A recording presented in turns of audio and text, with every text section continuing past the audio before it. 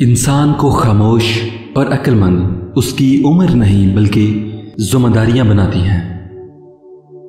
افواہیں حاسدوں کی جانب سے شروع ہوتی ہیں اور ناسمجھ لوگ انہیں سچ مان لیتے ہیں جبکہ بے عقل انہیں پھیلا دیتے ہیں۔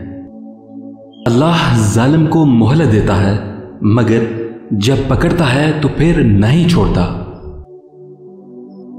حکمران جب اپنی جان کی حفاظت کو ترجیح دینے لگے تو وہ ملک و قوم کی آبرو کی حفاظت کے قابل نہیں رہتا۔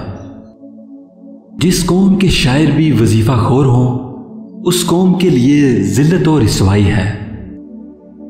جو ملک اور قوم کی جڑیں کاٹے خواہ حکمران خود ہی اس کا مجرم ہو، وہ غدار ہے اور سزا کا مستحق ہے۔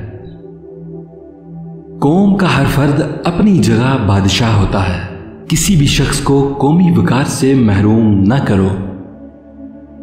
اسلام کا سر بلند دیکھنا چاہتے ہو تو دوست اور دشمن کی پہچان کرنا سیکھو۔ جس قوم کے نوجوان بیدار ہو جائیں اس قوم کو کوئی شکست نہیں دے سکتا۔ دشمن سے زیادہ خطرناک وہ شخص ہے جو تمہارے ساتھ ہو لیکن غدار ہو۔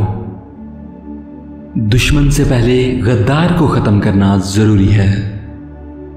ایک غدار اپنی پوری قوم کو شکست کی ذلت میں ڈال سکتا ہے۔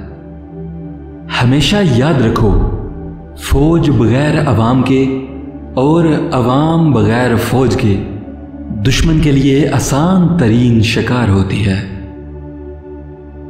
باوقار قوم کی طرح زندہ رہنا چاہتے ہو تو اپنی روایات کو نہ بھولو۔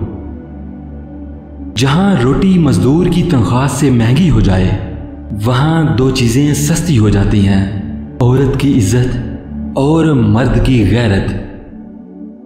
دفاع کا بہترین طریقہ یہ ہے کہ تم دشمن کی سوچ سے بھی پہلے اسے دبوچ لو۔